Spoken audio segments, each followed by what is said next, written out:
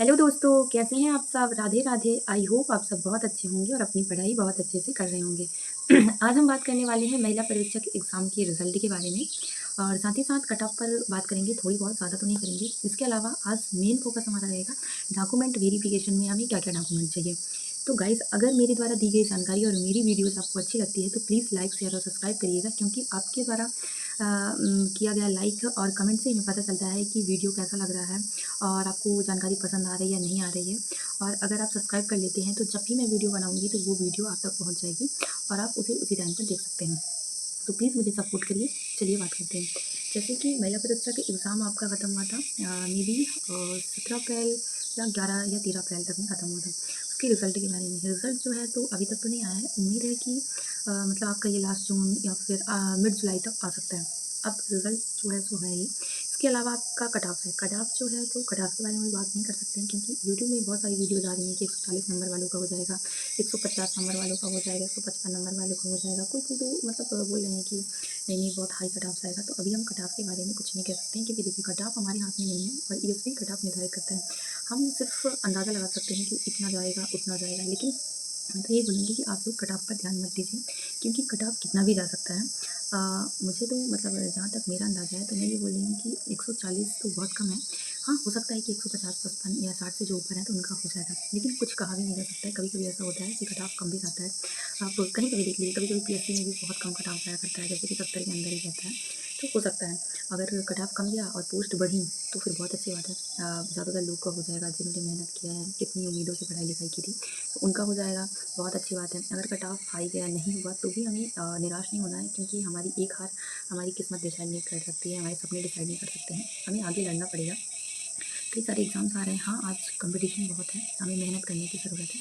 तो ज़रूरी नहीं है कि आप बहुत ज़्यादा मेहनत करें, लेकिन थोड़ा-थोड़ा पढ़ते रहें। जैसे कि अभी आपने सुना ही था छात्रावास अधीक्षक का, अब पता नहीं कब तक में आएगी, फिर भी आप थोड़ा-थोड़ा पढ़ते रहिए। उसके बाद एमपी पुलिस का भी आप सुन ही रहे हैं, उसके लिए भी आप साधारण नहीं तो थोड़ा-थोड़ा मैथ करते रहिए। एक क्लास मैथ की कर लीजिए डेली, रीज़निंग की कर लीजिए, थोड़ा बहुत एमपी जीके पढ़िए। जब आपका ये नोटिफ़िकेशन आ जाए तो आप अच्छे से फिर पढ़ाई स्टार्ट कर सकते हैं, ठीक है?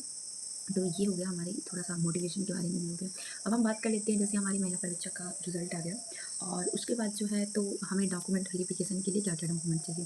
तो डॉक्यूमेंट वेरिफ़िकेशन के लिए तो सबसे पहले तो आपका, जैसे कि आपने स्नातक से भरा है जिन्होंने, तो वो तो आपका होना ही चाहिए, आपकी मार्कशीट।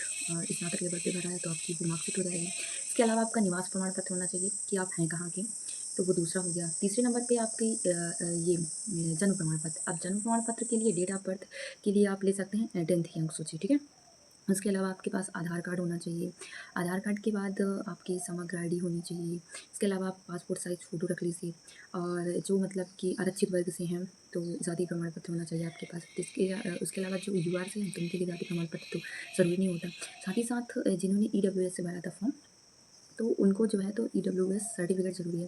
पिछले वाला सर्टिफ़िकेट नहीं, जो मतलब अगर वो एक्सपायर हो गया है तो आपको न्यू सर्टिफ़िकेट बनवाना पड़ेगा। जैसे मैंने ईडब्ल्यूएस से भरा था, मेरा सर्टिफ़िकेट हालाँकि एक्सपायर हो चुका है।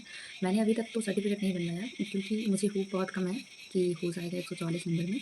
बट ऐसा है कि अगर हो जाता है तो फिर मैं बनवा लूँगी, क्योंकि कुछ तो टाइम मिलेगा, 1 आध मंथ के अंदर तो वो बन जाएगा।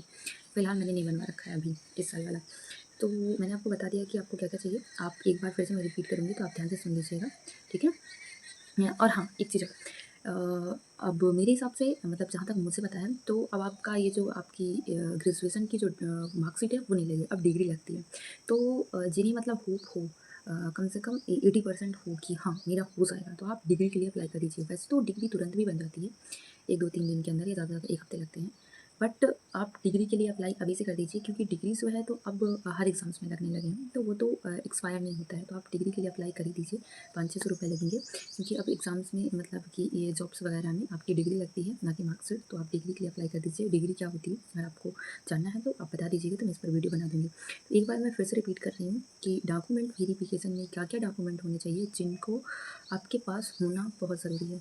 फर्स्ट चीज़ तो आपकी डिग्री होनी चाहिए, दूसरा 10th की मार्कशीट, तीसरा निवास प्रमाण पत्र, और चौथा आपका अगर ईडब्ल्यूएस से हैं तो ईडब्ल्यूएस सर्टिफिकेट। अगर आप यूआर से हैं तो आपको ज़रूरत नहीं है।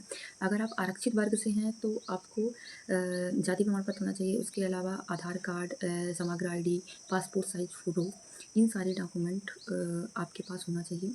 और जो भी डॉक्यूमेंट आपके पास नहीं हैं तो वो डॉक्यूमेंट्स आप बनवा लें। और पहले से ही तैयार करके रखी। साथ ही साथ मैं बता दूँ फ़ोटो जो है तो आपने जो उसमें लगाया था किसमें अपने फ़ॉर्म में, वही फ़ोटो आपके पास होनी चाहिए। अगर इन केस आपकी वो फ़ोटो खो गई है तो आप वो जो फ़ॉर्म होगा तो अगर आप फ़ॉर्म होगा तो आप फ़ॉर्म से निकाल सकते हैं, या फिर अगर आपके पास कहीं रखा है वो 2 होनी चाहिए फ़ोटो। अगर आपने कहीं रखा है तो वो आप निकाल लीजिए, उससे आप कैफ़े वाले से बोलेंगे तो आपको निकाल के दे देगा, क्योंकि एग्ज़ाम के टाइम मेरे पास भी नहीं थी। तो फ़िलहाल मेरे पास शायद मैंने ये जो फ़ॉर्म होता है तो मैंने फ़ॉर्म से ही निकलवाया था, तो आप लोग भी ऐसा कर सकते हैं। वीडियो कैसी लगी अगर प्लीज़ कमेंट में ज़रूर बताइएगा, और प्लीज़ चैनल को लाइक, शेयर और सब्सक्राइब करिएगा, क्योंकि दोस्तों आपका एक-एक सब्सक्राइबर और एक-एक लाइक हमें बहुत ज़्यादा मोटिवेट करता है, ताकि हम वीडियो बना सकें। हमें भी अच्छा लगता है, क्योंकि जब हमें कोई सपोर्ट करता है तो और हमारी प्रोग्रेस होती है तो हमें भी मतलब हमारा भी मन खुश होता है कि चलो हम और वीडियो बनाएँ, आप लोग के लिए और अच्छी-अच्छी चीज़ें लाएँ। साथ ही साथ ये भी मैं बोलूँगी कि आप लोग के सपोर्ट के बिना कुछ भी संभव नहीं है, तो प्लीज़ लाइक, शेयर और सब्सक्राइब करिएगा और मुझे सपोर्ट करिएगा। जय हिंद दोस्तों।